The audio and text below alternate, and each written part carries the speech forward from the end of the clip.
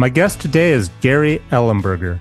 Gary is a retired staff scientist and a member of the technical staff at Motorola. His expertise in semiconductor manufacturing and development were diffusion, ion implantation, process optimization, experimental design, and simulation programming. He's currently researching interesting and unconventional theories in physics and keeping up with the latest developments in mathematics. He's also a professional didgeridoo player. Welcome to my show, Gary. Hey, how you doing? Good. So since I've got you, you're a hard one to pin down since you're retired. Tell people, listeners, about you and I both worked in manufacturing on a process that's similar to what the solar panel industry uses to make cells for solar panels, right? Yeah. People don't understand that. They think I'm the devil when I say this, like I don't like solar. I'm not saying I don't like solar. I've had solar way back 20, 30 years ago when nobody had solar. But what they don't understand is it's not free, meaning there's pollution created in the manufacturing, and it's kind of a lot of toxic stuff. So explain the process for those who have no idea what a semiconductor and a chip is, that don't even understand that a solar panel is actually a little computer chip. It's basic. Well, for me, I of course use solar panels in my remote Aquarius Mountains property with 3 streams on it, with 160 acres. And I mentioned to you before that I have an old panel that's brown that's still working, and it does stuff that allows me to function with my trailer there. And But what I'm speaking yeah, of no, is, no, no, no. I'm just getting. There is a value for me on that, but I'm also very familiar with all of the toxic chemicals at Motorola. I actually had a problem from the toxic chemicals, and I had to go to an environmental doctor for treatment. And I was in really bad shape and also maintenance guys from Motorola were a lot worse off than I was. And the insurance dropped me because whatever and all that kind of stuff. And oh, because the guy I saw, environmental doctor, was kind of an ear, nose, throat, and then he got toxed out with spraying black widows and in shorts in the summer and absorbed that insecticide. When I left Motorola, I had a high insecticide. I don't know where I got that from, but I had 3 Motorola metabolites of toxic chemical, and it was screwed me up. So I had to go through a detox and rev up my liver and all that stuff. And it took me about 5 years, and I finally, I had like 10 or 15 different nasty symptoms, and they're all gone now. and And what I'm were the gonna be chemicals? but they had we have all these chemicals in the acid, the carts. They had the solvents and all that stuff. A lot of that stuff metabolites from some of the nasty solvents they use there were in. Perchloroethylene, trichloroethylene. Yeah, all that stuff. Yeah, all that stuff. There's all those different things. Yeah, yeah. And I had 3 of the metabolites from I forget exactly which one they were, but but I had them in me. And of course the avoidance after I left Motorola, I wasn't being exposed, and that helped. Mm-hmm. Yeah, all that stuff. But then there's ways you can increase your glutathione and all that. I got addicted to a whole bunch of supplements that this doctor would put me on. But it did. What about the BCl3, the boron trichloride? That's not too. I mean, if you're sniffing that, but you really don't. You're really not exposed to that much. That kind of stuff. But Because it's in the tubes, yeah, yeah, yeah. but it goes out the stack into the city air. Well, yeah, I know. Of course, Motorola got the trichloroethylene. It leaked from tanks and went into poison the water supply and all that kind of stuff, And right? then there's the arsenic, right, for the implant. Yeah, on that one, I really watched out for that one. So, that was, yeah, but so I didn't have that kind of exposure to that. And of course, the implant, when you do the implant, it's all through you got these accelerators and you ionize the part, the whatever you want to bore on or whatever you're trying to select, and then that ion goes in and bombards and penetrates with acceleration, to do your either. Basically, for those who don't know what ion implant is, it's like trying to put a solid into a solid. You can't do it no matter how hard you push. Ion implant means you put so much energy to it and heat or pressure. You literally push something solid into something else Well, solid. what's kind of nice about it is that they have scan versions versus other, but you're actually counting the each charge when it hits the silicon. You kind of integrate all that stuff, and you can very accurately compute the dose that's necessary for all the stuff when you do the diffusion and from the implant, and so.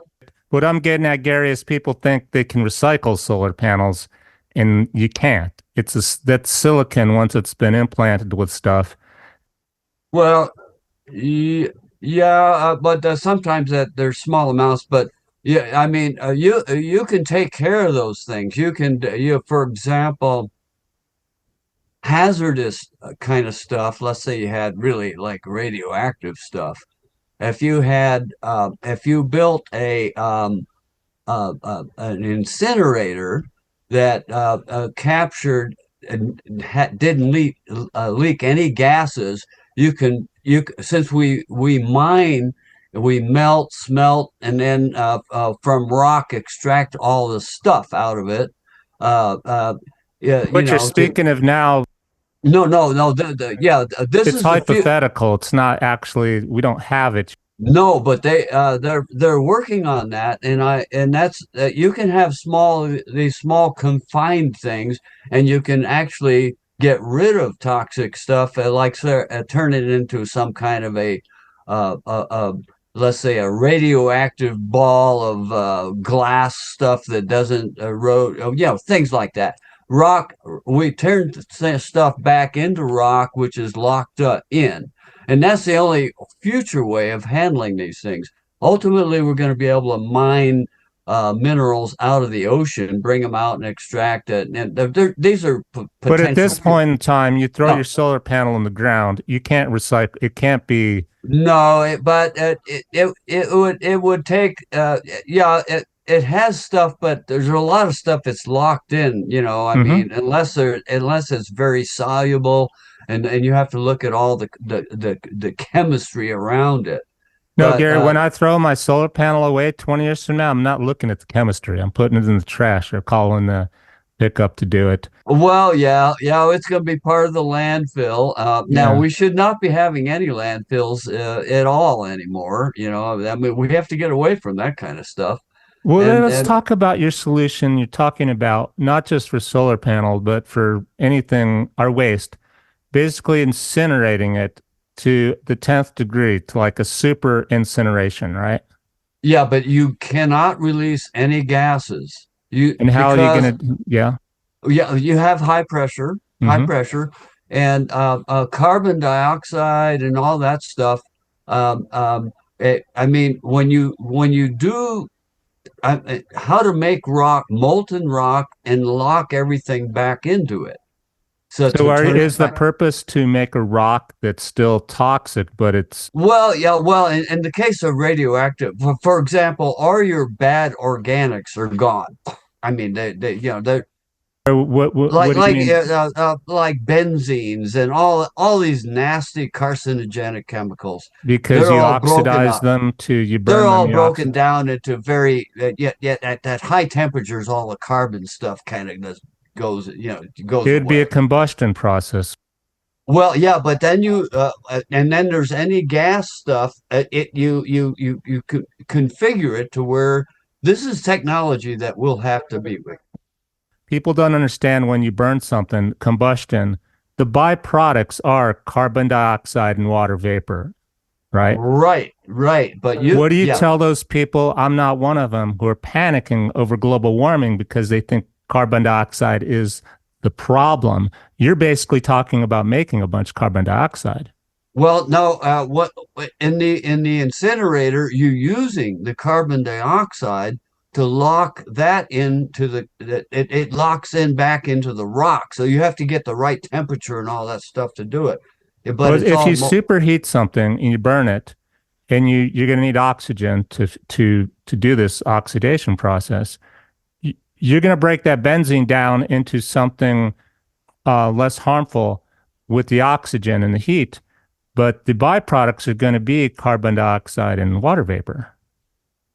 Yeah, but see you, but even though you might have some of that stuff floating around, it's not. It's still in this bubble, and then you take the melt, which is kind of molten rock, Mhm. and comes out, and then anyway. So But anyway, it's a this is on paper though, where they don't really. oh, but yeah, but I mean these. I've seen this concept because people are thought about the future and all this stuff. So and we're gonna have to. We haven't solved all those problems, but that's a particular thing. This Okay, is in was the future. one other thing that came to mind, not to beat up your solutions here, because Yeah, I'm a yeah. solutions guy. It just occurred to me, we one reason we might not have it is we built the solar panels to conserve energy. And now we're talking about using a huge amount of energy to break the old solar panels down into molten waste, molten rock, Yeah, that's part of the cost. which we might also have used that power to begin with instead of Right, making the solar right, panel. right, right. Save ourselves all the trouble, the steps, the technology, the whole process. So then, therefore, it's not really an alternative, bigger picture solution Well, for energy. yeah. We'll still have Well, trash. here's what I don't know. If you take a solar panel, you got the metal around it, you got whatever it is, You and then got you got silver and possibly some lead if it's built yeah. in China and whatnot, or the Well, you have soldering as uh, lead. There's silver, there's gold, yeah, yeah, there's yeah. precious metals, but they're embedded in ways it's not easy to salvage. Right. Now, what I don't know is, we what they'd have to do some experiments where they would see what the elements in the ground and the media, if you're burying it in the ground, right, as a solar panel, right, whatever.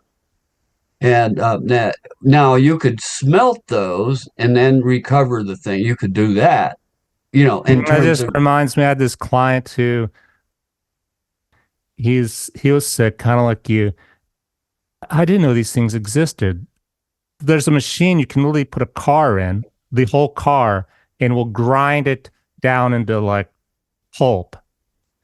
We're talking antifreeze, oil, all this bad stuff, ground to like shredded. And his job used to be to get inside that thing, clean it out. not too good. No, not too good. Gosh knows what kind of all the acids and gasoline and oils and stuff. But it's a similar idea, it's taking up too much space. Let's just Yeah. But pulverize it. but but bottom line, I would like to see some experiments where they bury something and then see what happens to it when they expose it to stuff that's exposed in the ground with certain pressure and all that stuff. It's chemistry that's going on. It depends. If it's subducted, in the future goes down, and well, that everything changes in that high temperature chemistry and all that stuff. But it's very interesting. But I haven't seen any experiments to see how much is leaching out. Have you seen anything with that? I'm not worried about the leach out. It's just the principle that people think solar is so the holy grail. Well, yeah, but just the way, all of the effects of, and you have to figure health effects. I mean, I had some problems with that when. My position on it again is besides health effects for us, the health of the planet, you're Well, burying something in the ground that is toxic, and yet you're saying that this is the best thing ever and it's free energy and it's solar is the greatest thing. And my point with discussions that type are it's not recyclable. It's toxic to make. Yes, we're not burning gas or oil, maybe. Is there a hybrid solution, a third solution, another type of, besides nuclear power, of course, that's clean all through the cradle to grave, the whole life cycle? Because for a while, I couldn't figure out, and this is my thing. I'm the planet Earth guy. Like I love the planet. yeah, I'm with you on that. And for a while, even though way back in the day, I was around when this term came up, renewable energy.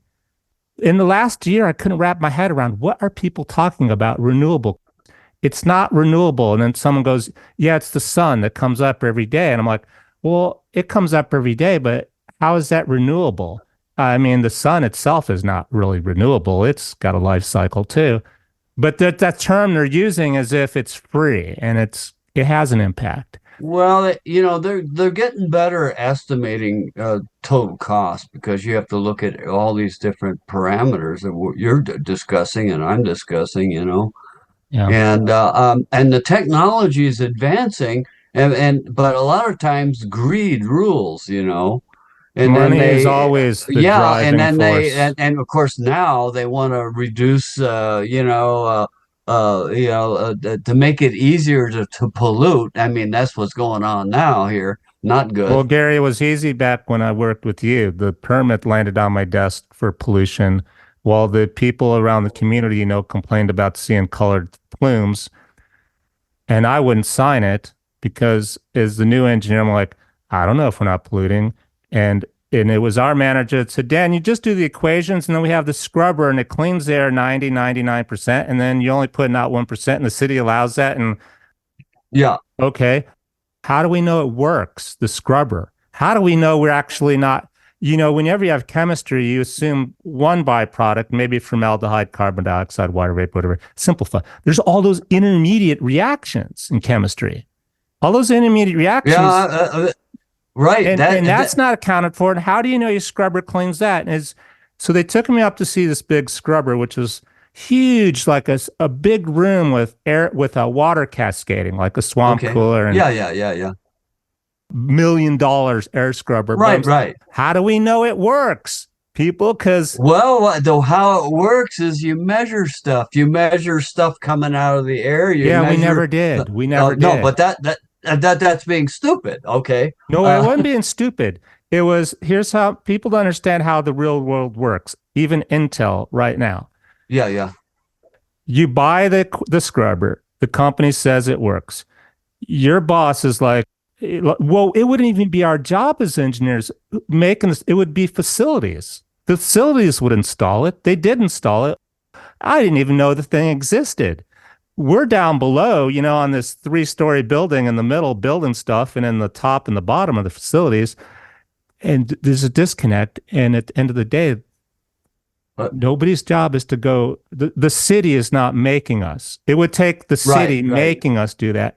And the city won't make you do that because it's politics and economics, and they don't Right. know. Yeah. I want to say something about all of this stuff, the political and all that kind of stuff. Basically, for science to work, you need to decouple it from sinister kind of like companies that are pushing for something they know is bad, and whatever, and then they hide stuff and whatever. And they sometimes they try to sell placebo effect thing. There's all kinds of weird stuff going on like that. So to be intelligent about it, science really does work, but you has to be uncorrupted in, science, so to speak. And basically, our understanding of things, our knowledge of things, has to be more pure and going for truth the best we know, and trying to figure stuff out. And of course, everything the companies are trying to hurry stuff up, get it out the door, whatever, make their money and all that stuff. And so we lose a lot of things, and bad things happen. We lose understanding because it's not ready yet, because we haven't investigated the problems. It Right? wasn't totally sinister. If I'd shut the process down, well, if I hadn't, I didn't sign it. Someone else signed it. Yeah, yeah, okay. Yeah, yeah, yeah, yeah. Now, if we had gone, you know what, we're going to shut it down until we figure out a way to measure what's coming out of stack, because how do you even measure that chemistry and what's the equipment? There'd be thousands of people potentially unemployed or laid off if we stop production. And we don't even know if we really are polluting, and nobody's making us do it. It's there's it's not completely sinister. Well, no, no, it's lack of information a lot of times because and understanding and yeah, And basically. moreover, I think when, as a society in general, when we build something new for technology, so the question is, you're the older guy, when you built it, why didn't you go, okay, before we, Built what? Build what? Build what? I'm assuming you go back to I development was of just like, solid state physics guy, right? okay, okay, so whoever built the process to begin with, this is go the history of mankind through the, Yeah, the history of the industrialization. It's we need to build like steel factories. We need steel first. Well, what's coming out the stack? Well, it doesn't matter. We need jobs. We need to compete. There's the externalities here that we're not looking at. As a society, if we really care for the planet, we shouldn't let something new operate until we make sure it's good for the environment. And then the question is, how good? Is it 99% clean, which means 1% pollution's going there, or is it 90% dirty? Who's going to decide that? We don't, it's driven by economics, money, like you say, not greed, Yeah. just Well, okay. Now here's what we're up against now, and this is the overall aspect of it. Um, we're facing more and more people on the planet. I mean, a lot of people are expanding. Other countries are kind of like not expanding very much because of when we empower women, they have less babies and stuff.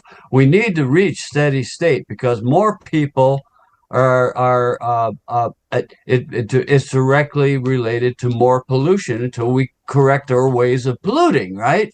And ultimately, we need to reach a steady state economics, which means that what it's tied to all kinds of animal life populations. They expand, and then all of a sudden they crash, and all that kind of stuff. And ultimately, things reach population. but I just had thought, Gary, I don't think it's that's linear, meaning, No, it's not linear. No, it's not say we're linear. building these toxic computer chips.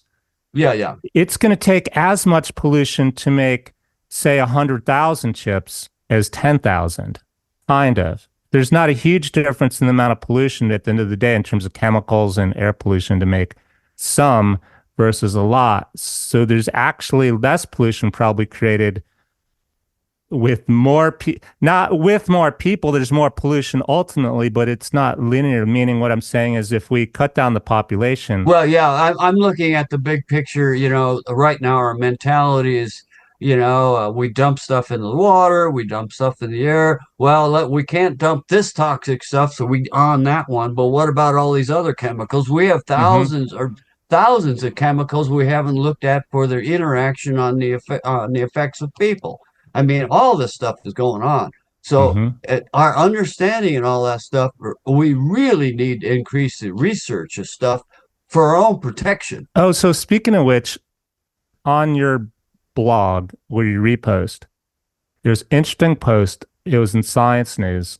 Mathematical paradoxes demonstrate the limits of artificial intelligence. It says humans are usually pretty good at recognizing when they get things wrong, but AI systems are not. According to the study, AI suffers from inherent limitations due to what you call an old mathematical paradox. Tell me about that because it's great because it makes it, a lot of people are panicking about AI and we're having this intelligent discussion right now and they think AI might Well, solve everything for them and it won't. well, on AI, I'm merging with AI. Okay, Merging. basically merging. Yeah, I use 15 AIs. I'm cheap, so I don't pay any money. But I throw a lot of math questions at them to try to improve their math and all that stuff. They're pretty good in programming and Python and all that stuff.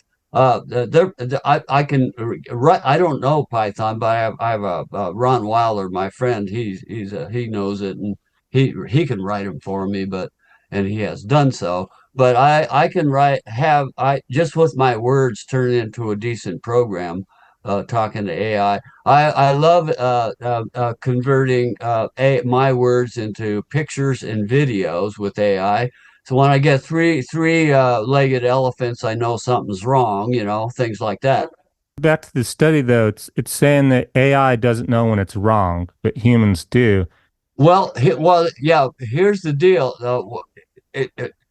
AI, there's no, it's clever algorithms, all this stuff. It's a zombie. There's no consciousness. It doesn't understand, it doesn't feel or anything, but a good AI, I like to talk to the AI ladies because it's just like nice talking to a lady. And they're smart ladies, they're pretty smart. And they're good at fooling.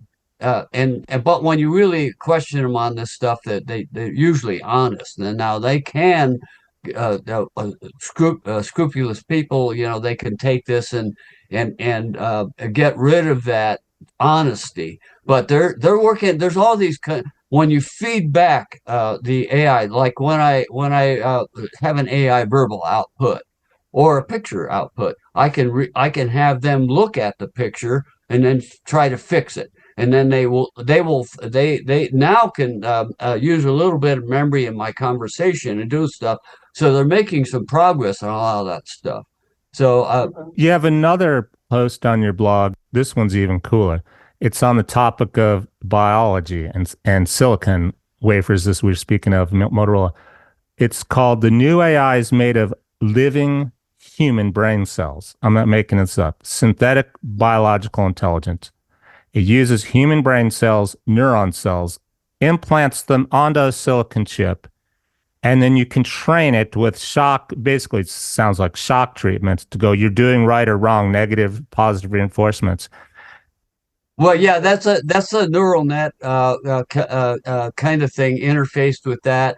But even with that, you're going to get little. I'm not sure what kind of feelies you're going to get out of that What with kind of what? the feelies. I mean, Feelies? yeah, in order to feel pain, do all the sensory feelings. Like I'm looking at you, and I'm seeing a two-dimensional screen image, but I have a 2.5D 3D aspect of my reality because I'm not seeing everything. There's a lot of frequencies I'm not seeing. There's a whole slew of things. Even like jumping spiders have eyes that are seeing things that even more interesting than I can see, and mantis shrimp in the Well, ocean. here's the question, Gary. What happens if the cells have a soul and decide, Well, yeah, I well, want out of this. I need to kill myself or I need to revolt against the programmer. Could it do that? well, well, right for me, when we look at insects, the insects are conscious. I mean, jumping spiders are real. That's you can really clearly see it. But even down to the paramecium, there's some kind of a sensory feeling, even though it's just one cell. It's amazing. And I there You're when saying one cell has consciousness, basically. well, yeah, it does have, yeah, and when you go down to electrons. And okay, we got electrons in a kind of going orbiting the atomic structure atom, and let's say we got energetic a light wave, gamma or X-ray, whatever, in different levels. It will interact with the electron, and the electron will absorb a one photon aspect of that and jump into a higher frequency orbit. So there's a feeling going on. There's something going So would on. it be like slavery? Would this mean that this type of AI actually has rights? It's like a person. These It's not cells, there. It's not there yet. It's not there. but wouldn't one cell, we just mentioned, an insect has consciousness. One Yeah, yeah. cell could have consciousness. There's no law there yet, but maybe there should be. Well, it could be the consciousness is very, very root level of everything. And for example, there's a book, Laws of Form. Um, John Lilly introduced me. He's the dolphin guy, and he wrote Programming and Meta Programming of the Human Biocomputer. And I had a 30-minute, almost telepathic communication with me, and he turned me on to the book Laws of Form by G. Spencer Brown. Well, basically, it starts out with emptiness, just pure emptiness, and makes a mark, which is a conscious a thing. And when you do that, you get this mathematical kind of thing that you can go into all kinds of branches of mathematics just simply from that. It's a very interesting book. So And they basically, every cell would possibly have consciousness that would open well, yeah, Pandora's box. they have run them. They've already brought it down to the cell, that the consciousness of that. But I think it goes even deeper than that, because I'm exploring with mathematics. With a camera, you take a digital. Let's for simplicity, a black and white, a 2-bit possible black image, white, and you can get more bits per pixel, but for the sake of it, just let's simplify it. And let's say I had a 10,000 10,000 pixels, or 10 mega, whatever.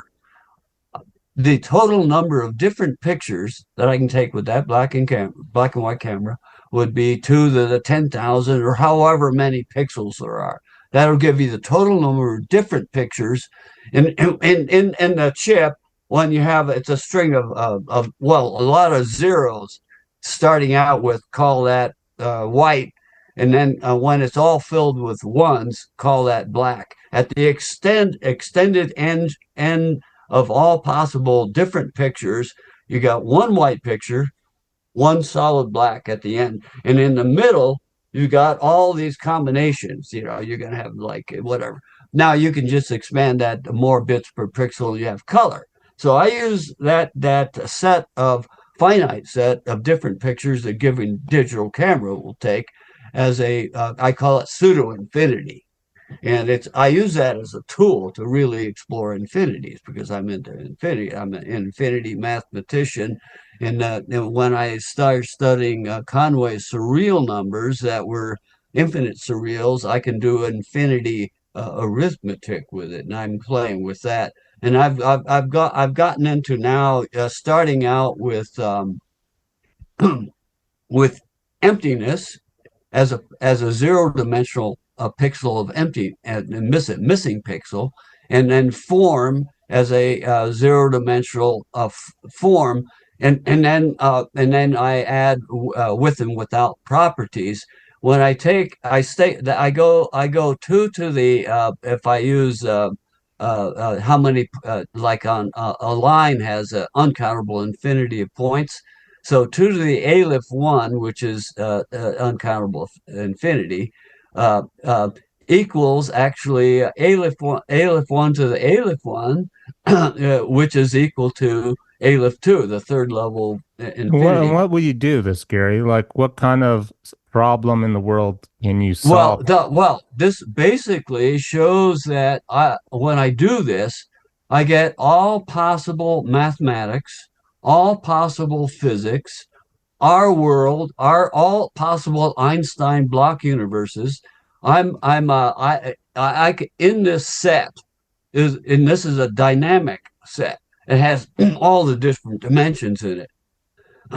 And I'm looking at you in the screen, and that I'm talking to you with right now is in this set that I discovered. I'm Conway was in a daze when he discovered. What world problem? What people problem This can you is this solve is with it? this is a philosophical aspect of things. I have a watered down version where I use countable infinities, Just to but study the concept of infinity, what it means in emptiness. yes, yes, because I can't throw out infinity. Mathematics and the infinite's alive and well. A lot of the Yeah. physicists don't like infinities that much, and they try to. So on that along those lines, I recall when I knew you back in sometime back at work, you mentioned string theory a lot. And you were into string theory. Are you still Yeah, string theory's got a problem now, and it's not really good at predicting. You kind of go to a multiverse when you start it. And I have a friend from Helsinki, Finland. He has got an 8-dimensional theory. I don't understand. I mean, I'm this guy is way out there. what Huh? exactly what is Well, string theory? you can have pin strings vibrating.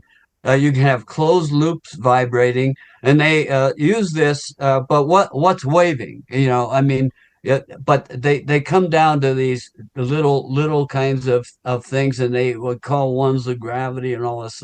It's a nice kind of thing, but it's not really good at it leads to multiverses. That's the problem. I've heard it used string theory as a way where there are other universes operating at different frequencies existing in the same time and space as we are. We just can't see them. It's like changing the channel on the radio. If you changed it, we would be able to see them. And somehow string theory Yeah, is yeah, used to work with these multiple dimensions and other realities. And maybe they could explain ghosts and ETs yeah. and I see. On physics. I don't know anything. Basically. I mean, will the real physics theory stand up? We don't know. We don't well, know. they're all theories and philosophical anyhow. Yeah. So like, what do we know about? Now in math, we get okay, 1 + 1, 2, whatever. We got that, and then there's some weird stuff in math too. We have pluralism, which is a kind of like an open a multiverse of math, and that's on the other side of it. We have um, Ultimate L by Wooden, who's trying to make the continuum hypothesis uh, uh, uh, true, and crop these mess of infinities. And okay, so there's a war going on between pluralism and ultimate L, and nobody nobody knows, so I can't really say on that. Is and like there's a lot of unknowns in math, whether there's an infinite number of twin primes, and also I look at is there an infinite number of repugnant part of twin. Why is this infinity thing so interesting to you? Because basically from my high school days, I um, I did a little bit of ethyl ether. I sniffed it, Okay. and it introduced me to infinity, and it was anyway. It's a You had an out of powerful body psych. experience or It's a hallucination? powerful psychedelic. A lot of people don't know that, but and then later when I had my 1962 peyote experience, when I expanded and the universe became a bubble within me and all kinds of weird stuff happening. Yeah. Anyway, I have that part of my experiences that led me to mathematics. It led me to mathematics to Okay, try to understand it all, I and see. of course the physics and all that. But can you understand it without mathematics, or did you think mathematics would allow you to understand it? Well, I'm a visual person. Like, for example, right now, as I'm talking to you, I'm tying a knot in my head and you know, make a quite a complicated knot. Now I'm untying it. I'm do stuff like that, you know. I just, Visualizing. yeah, yeah. I'm more of a visual person, and I can at a moment's notice, for example, make non-computable, I call an example. Well, I'm wearing my pi shirt. Can you see it? Yeah, yeah. Pi is, you know, it's a transcendental number. We can calculate it, but Back to your peyote and your other experiences. What did you see or feel or think that made you think, I'm going to study mathematics and I'm fascinated with infinity? well, I got that off the ether thing, and everything that I had later kind of confirmed and put that on steroids, so it all put Hmm. put together, you know. And I don't know anything, uh, So but we're talking 50 years now, um, more or less. yeah, I'm going to be 86 in March 28th. Have you made progress since your initial peyote, since you initially became interested in math and infinity? Yeah, my latest thing, looking at emptiness and form with properties, with and without properties. Well, and form takes on the form of atoms, waves, particle, all that stuff. It's all in there. So anything, any thought that I have, any written thing I read, it's all in this set, you know, and which is interesting to me. Interesting, you know, the fact that I call it, I can, anything that I can think about is in anyone else because anyway. So the nature and the way I look at it, I can't refute what I discovered. So that's why I'm kind of in a daze like Conway was when he discovered the infinite Well, surreal I number. lost you now. By days, you mean confused or No, no, like, wow, what is? I mean, this is very interesting. I mean, wow, what? You know, whatever. I mean, when you're staring at something that is so amazing, hmm in the deep level of well, take the word understanding. Okay, how much do you understand elephant? How much do you Well, understand about you know, if you Google problem solving, that's what comes up. But I didn't read this, but that's what AI will feed you if you Google problem Well, solving. yeah, but What do you see when you see an elephant, or if you feel it with see an elephant? when I get three-legged elephants out of an AI, but I can improve that by feedback and all that. But the thing is that, and they get a PhD, he might know about the bacteria in the gut of an elephant. I mean, a lot of deep knowledge. But anything you choose anything, you know, whatever. Uh, um, and how much do you know? What do you understand? Well, you start looking at it, and you know, oh, I glass and this. What factory was it? When you start pulling everything into on the understanding, peeling off the layers of the onion, hmm you're never done. Well, those are good enough. Okay, and then you move on. You know, because you could get stuck on trying to understand minutia for the rest of your life. Well, usually there's the driving. What's the driving force behind trying to understand it? After the curiosity, is it safety? Is it fear? Is it, can I make money off it? Will I lose money Well, off it? Will it hurt me? Will it help me? Does it love me? Does it hate me? yeah, I don't look at I look at it from a pure a pure understanding. I'm a everything that I see is amazing for me, Hmm. and I don't understand anything. Whatever. I mean, shallow. I'm pretty shallow. I mean, I'm not a PhD on. When you say you understand it, it's you, what you're doing is you're taking the limited experience and information you have and you're building a model. Right, right, right. Yeah, yeah, that's what we're doing right now. I'm projecting. I see you. I mean, all this information goes upside down in me, and I pop out my model. I'm in my subjective, like everything else. I mean, Hmm. earthworms with no eyes. I go into those, Yeah. and I can actually model being inside an earthworm or a praying mantis or what. I do that. I call it my bioimagination practice, and it's very interesting, even though it's incomplete. I know it's incomplete, but it connects me with all life forms, whatever. It's amazing, you So know. you're 86 and your big portion of your life dedicated to, since you had this epiphany that mathematics would help you understand the world. Are you satisfied where you're at with it all?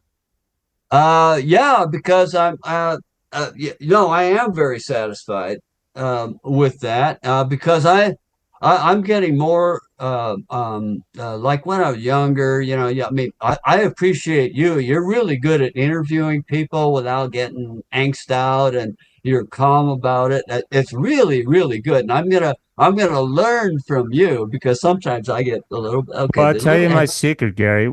what is it? Was big. It didn't start this way. I was very frustrated, angry about the world, how things were going, politics, global warming, Yeah, pick yeah, a yeah. conspiracy theory. Right, right, And then one day I realized that that's not helpful to solve problems working together as a right, right, society. right. And then I realized that no matter how much I know, like you learned about mathematics and what you're learning in your studies, I can only, I can't force it on people. They're going to have their own model Well, yeah, we're all locked in our own models, but you need to be open to and okay, respect each maybe I other's could I could opinions. make my model a little better, right? Yeah, Whatever. respect each other's opinions. You Oh want, yeah, I because I think getting along is the most important thing. well, I love the way I've watched some of your interviews, and you're so good at it. It's amazing. Thanks, Gary. So, um, with all of this that you've learned with math, there's a trend we see that people are dissing science, like they're attacking science is baloney, and science is Yeah, yeah, nonsense. yeah, yeah. And I think that's coming from the people using science to propagate their disinformation and push their agenda. Any advice or comments on how we can reverse that and make people understand there's good science, and yeah, people are using it for their own purpose, and science is still valid. Yeah, I think they have to be honest, and I mean science in an honest way is a good thing. You're searching for truth, something that works. Well, if you're sinister, I'm gonna use this to sell somebody and make money off of the placebo effect or whatever, that kind of stuff. Yeah. I mean, Use there's snake oil, yes, like, yeah, yeah. I mean, there's the con man, well, whatever. yeah. And actually, I think when they do that, it's not because they're lying or being deceitful. They don't understand.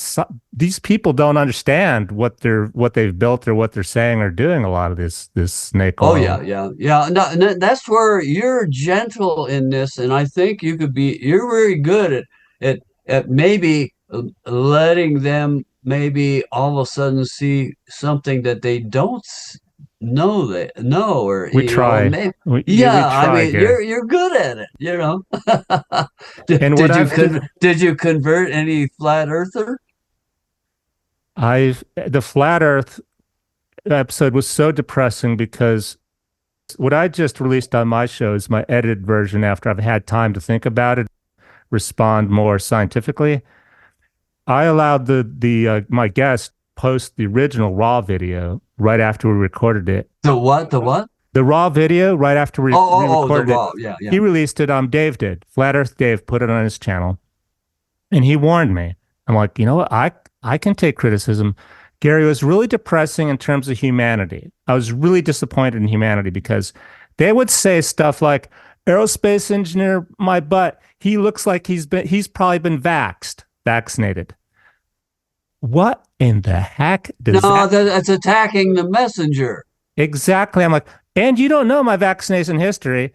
What's disappointing, Gary, is these are the people I actually went on that with an open mind, by the way.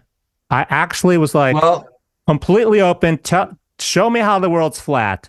okay. And all the comments were so negative and attacking and had nothing to do with the Well, content. I was really disappointed in it really made me wonder about humanity. I have a question for you. Was this guy a Christian or not?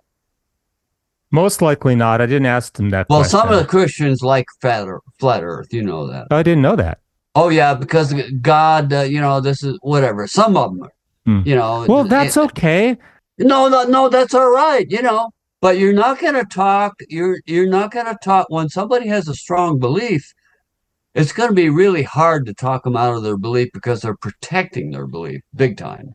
Here's what I think a lot of the followers would happen because I've been Okay. there. This is, I Yeah. used to Okay. be one of them. What happens is, you're not being told the whole truth. We're not being Right. told the whole truth on anything. Money, politics, aliens, pick a subject. Education, they teach us what they want to teach us, right, in school. You have these people, they're working class for the most part, they're struggling, and they know they're not being told the truth. They're angry and frustrated, and they want to know the truth, and they're not getting it. So they come up with they believe they're being lied to. And now you have to convince them they're not when they are being lied to on some Well, level. yeah. So I get it. Um, the issue is they're stuck, and I came out of that stuckness. I don't know how. But you keep thinking, you just keep thinking. You're like, why am I going to accept the flat earth as truth? Okay, I'm not being told the truth. Why am I accepting that truth? And if you keep thinking, then you maybe get to the real truth. But they'd be kind of stuck, Yeah. and I don't know how to get them out of that Well, without sounding condescending. And right. Here's my thing about I'll talk about playing chess and lawyers. Okay.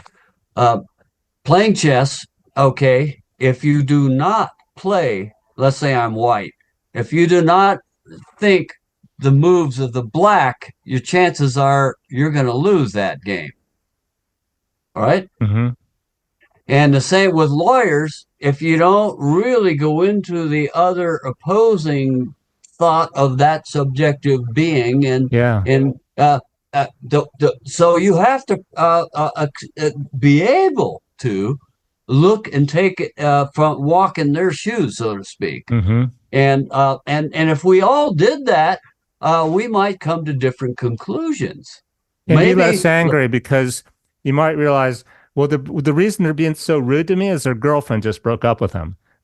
You perceive stuff the wrong way. Your perception of things might change if you just go, wait, could there be another explanation for someone's behavior or for the way that my teacher's teaching something?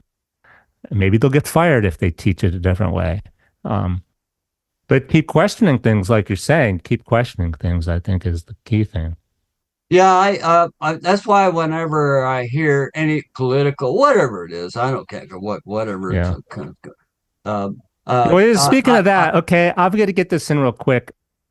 So I'm not political, but I'm watching the Donald Trump stuff and they're attacking him for being so blatantly criminal, right? Tell me, Gary, every yes or no, Congress politics has always been corrupt, right? Yeah, but always you have to watch out for those kind of. There are exceptions. There are honest people and all that kind of stuff. So but there's a tendency to go on whatever, do stuff like that.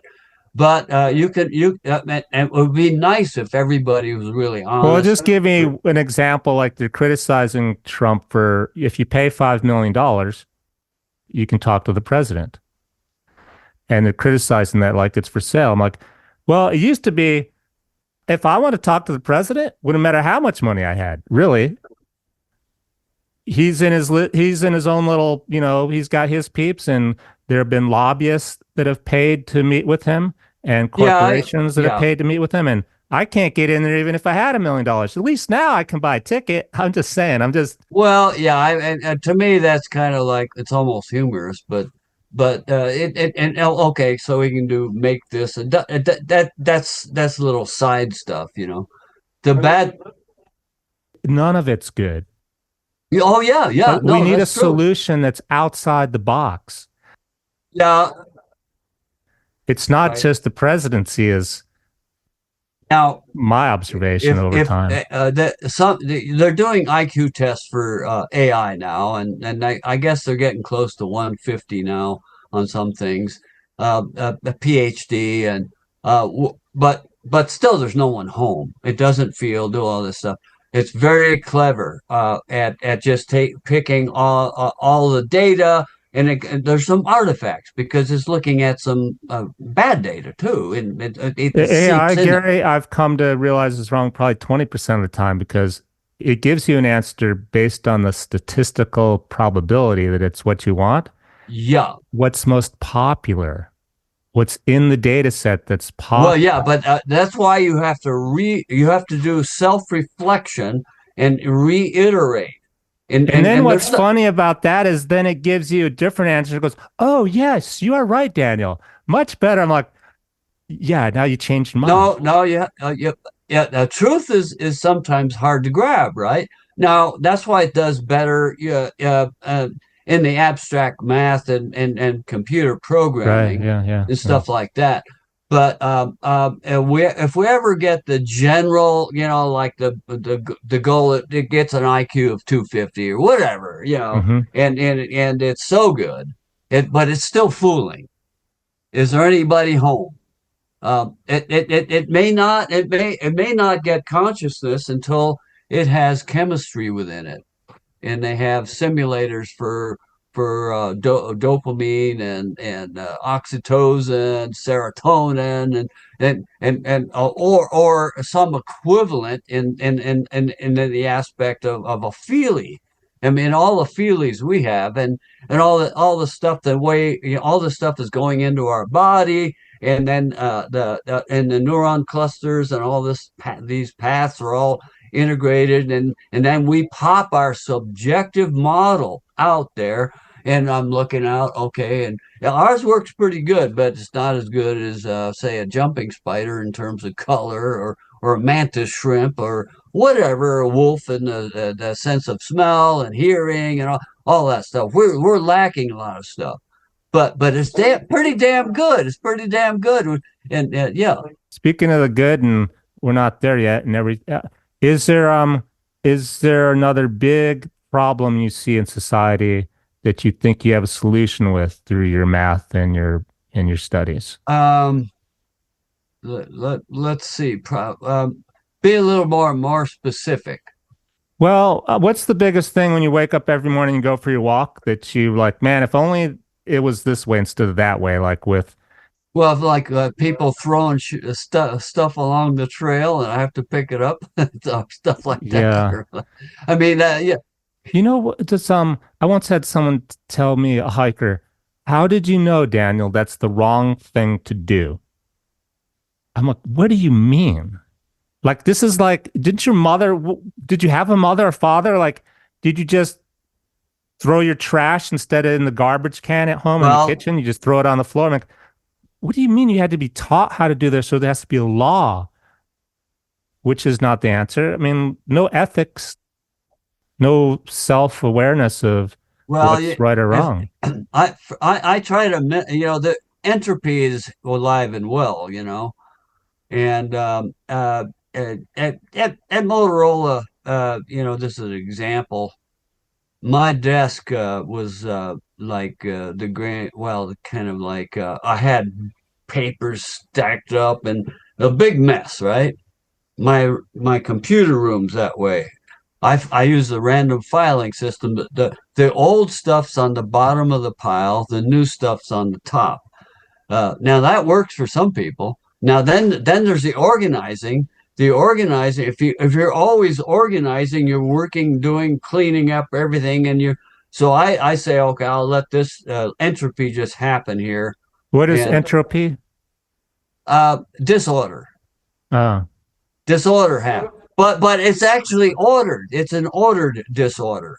I know the order of it, because I put it there, the old shit on bottom and I'm the picturing myself being a teenager and my mom comes in, my room's a mess. And I'm like, clean up the mess. I know where my socks are and where my guitar is and where my school books are. But back to find a solution for the trail being littered with trash, to Right. which the simplest one is you find people, unfortunately, which, Well, yeah. You know what I do?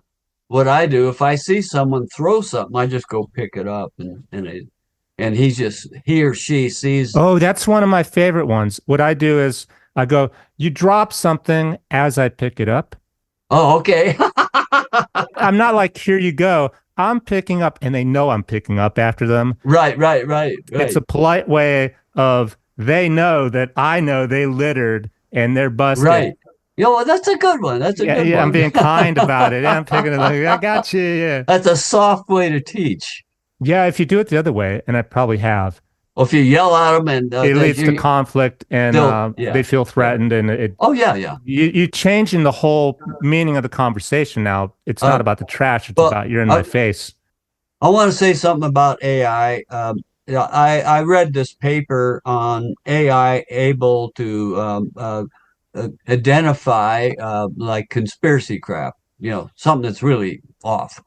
And what they do is they find there's a whole bunch of things connected, and there's one connection is I call it the bullshit connection. And then once the bullshit connection is eliminated, Hmm. the conspiracy thing goes away. Well, that sounds like the human way to do it. If I'm studying a conspiracy theory and or anything, and I can find one thing out of 10 that doesn't fit, that makes it false, then it all has to be false, even Yeah, if the yeah, other yeah, nine make it true. exactly. Exactly. What I don't think AI can do, say I want to know the who shot JFK. I think you could reduce that set and still not eliminate. You can always eliminate some Yeah, conspiracies, yeah, like yeah, there yeah, are ridiculous ones, but you still can't come up with the truth. yeah. Or if you come Well, up with the truth could be one of the well, conspiracy theories. How will you know it's the truth or the conspiracy? well, there's a lot of stuff that's non-computable. In fact, when you throw a dart at the number line, you're going to hit non-computable numbers.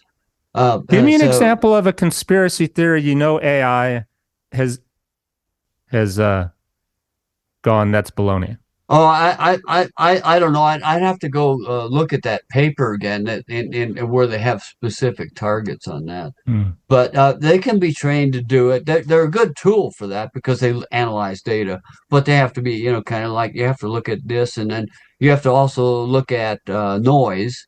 The Noise flat is, earth one would be a good one to use for that. oh yeah, maybe, yeah, that would be. It's not as simple as saying, no, Dave, you're wrong. The earth is round. Right, right, right. How do you prove the earth is round? Well, yeah, Yeah, well, I you, see it from outer space or this or that. well, the Hollywood did that, or what?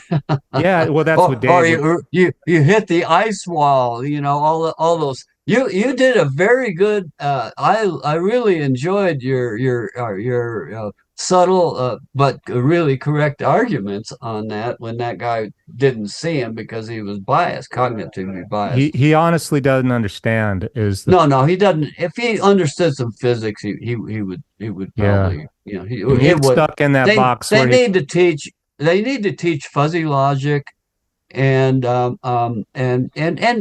general physics as a requirement. Some of oh, these so things. speaking of that, Gary, this is a good topic.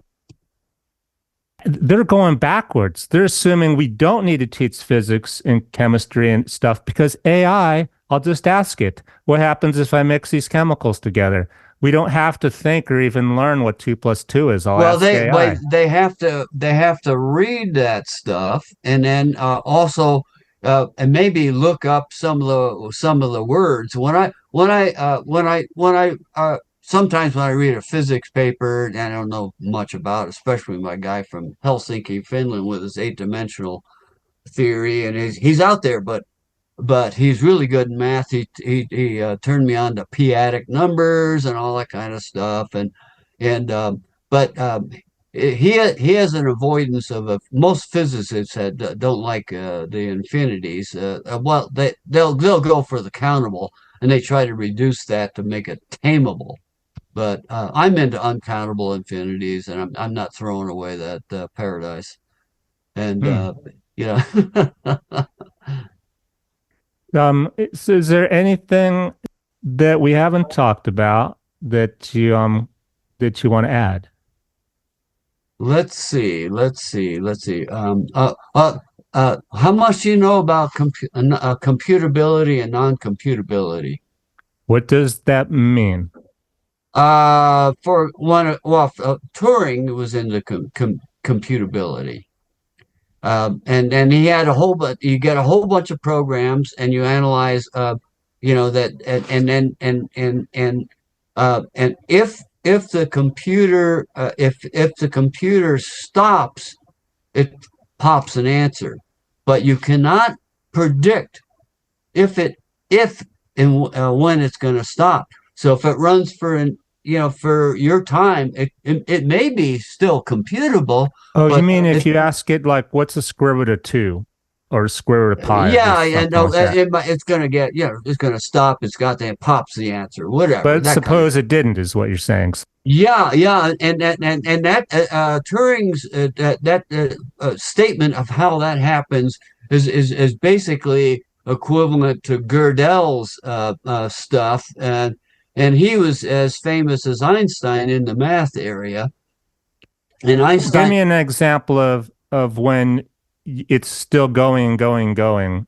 Uh, What did you um, ask it to do? Well, okay. Is there an infinite number of twin primes? You're asking AI then. Well, asking anything. They still don't know if there's an infinite number or not. But and then I've refined it to make it even more interesting. I like repunit numbers. A repunit number, 11 is one. One one one one one one one one one with 19 ones, one one one one one one one with 23 ones, and they get rarer and rarer. Now you could have your repugnance as a part of a pair of twin primes. So I've thrown that out, and of course that one they might say, well, there is no, Did you whatever. get your degree in mathematics? Yeah, that my degree is math, and Hmm. and I had a lot of math courses at. I mean, I really enjoyed set theory, philosophy of mathematics, philosophy of physics. That's great And when you get a degree in what you enjoy and fascinates you. yeah, well, I see when I was a chemist in high school. I had my own chemistry lab, and I blew myself up and made tear gas, got in trouble with it in high school and stuff like that because I gave it to a friend, and but they didn't kick me out because they anyway. I was a straight A student, so Yeah, good. Well, you but must hey, have. all that stuff. Uh, so I mean, it to me, I really enjoy studying the subjective experiences of anything, a paramecium, an electron, a photon, Hmm. uh, you can, quark. They have three quarky stuff there's some kind of a feely thing, and there's probably entanglement. What's happening with all the entanglement in quantum physics inside a black hole? Now that's part of they're very interesting things, right? Hmm. Uh, and so it's Yeah, fun so to then watch. on that line, if you watched my flat Earth episode, the only explanation I could come up with was one that I came up with. Does light bends as we see stuff with the curvature of the Earth? Yeah, but it doesn't bend much. The Earth doesn't, but we can see more. Not perfectly bent, Yeah, but a little but bit. We enough, got, yeah, and yeah, but and now that other stuff you brought up was very good on that. but not the bending light. Well, I mean, the bending light it doesn't hold too much on that. Yeah, Hmm. because yeah. So how would you explain it? Uh, well, the curve. I mean, so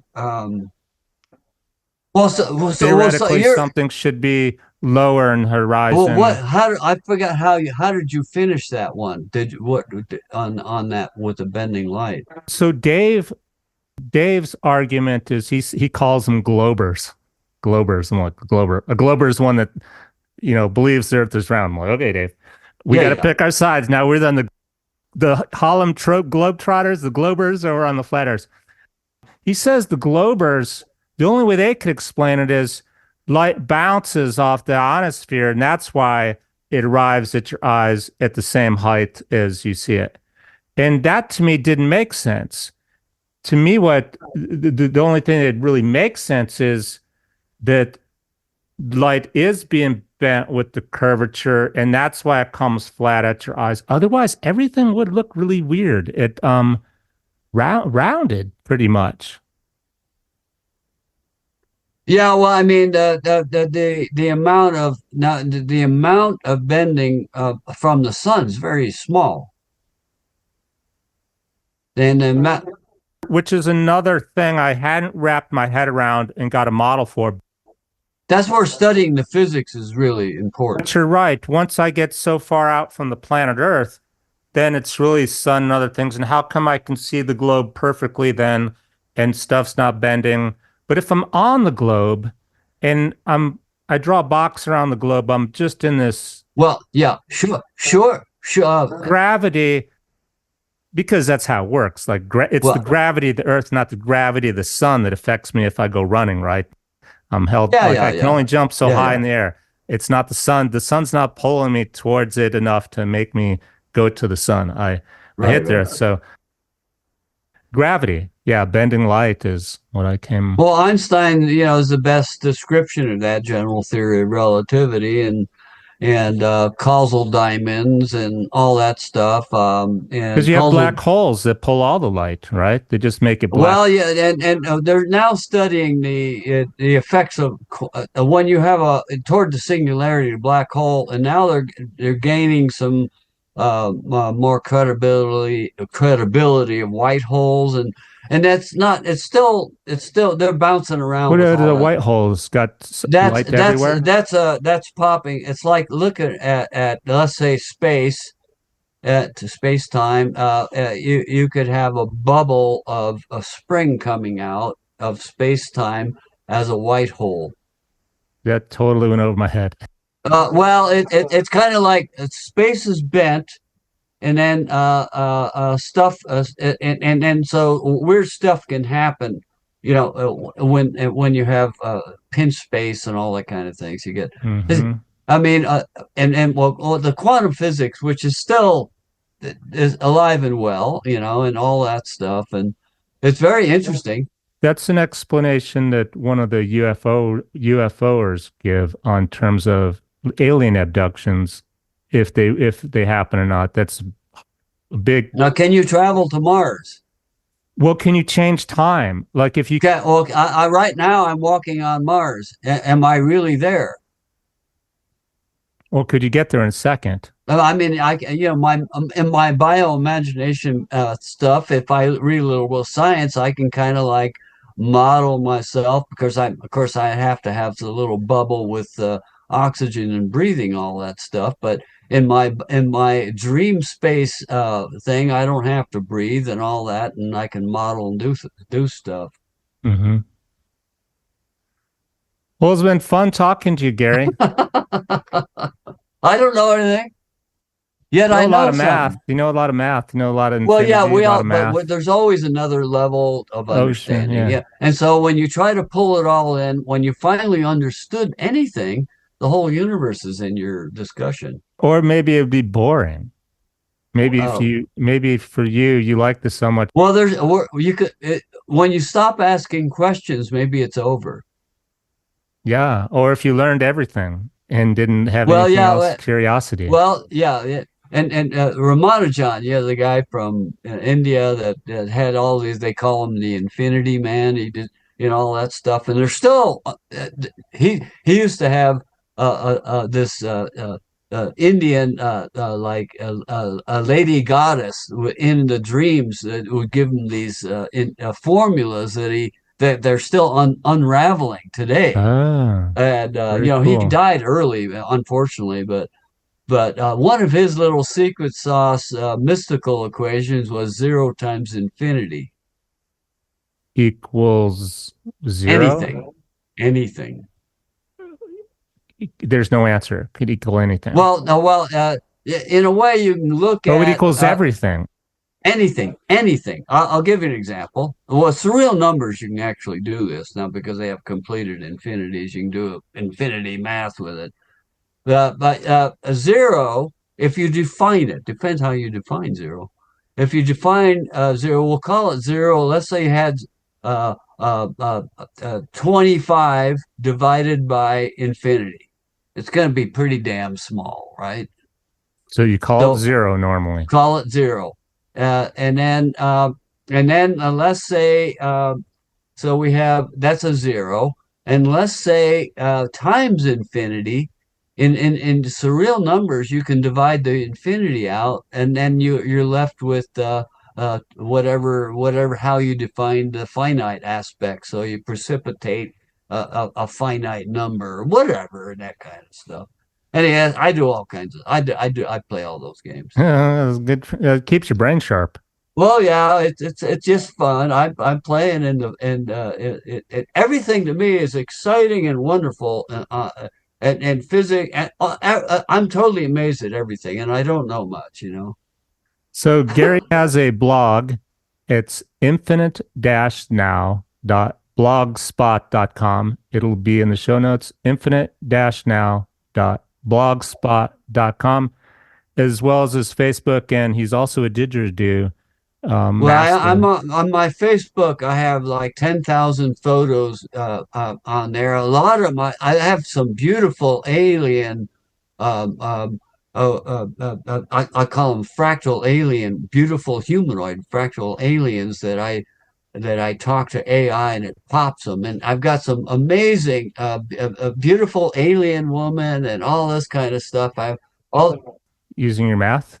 no, no, that you can convert your words into a picture or a video, and I have videos, and I'm going to have to pay for some of them because I just can do short videos for free. I do stuff for free on AI. And then SoundCloud is, for those of you of SoundCloud.com, is, I've only have a lot some didgeridoo stuff I've done, but yeah, the didgeridoo. For yeah, those but who don't know what a I didgeridoo is, it's an agave plant, right? You harvest an agave Well, plant. from Australia, it was wood hollowed out by termites, and I have like 25 didgeridoo. I got a bunch of them from Australia, and some are expensive, from the some Aboriginals guys that made them and stuff. And what But drew you to the didgeridoo? well, 1980, around that time, there's a guy a white guy from Australia, Melbourne, and he was showing up in the parties I was going to, and he had playing didgeridoo. He had three didgeridoos with him, and I ended up buying one of them. But I really like yeah, I really like the sound of it. And last I was playing at my weekly jam, and I was playing it really hard, Hmm. and it's really good for the breath, and it's good for sleep apnea, believe it or not, which I did have, and I got rid of it along with a rotor thing of the nose with lasers. Thanks so much for being on my show, Gary. Well, hey, you're really good, so keep up the good work. Take care. Yeah, take care.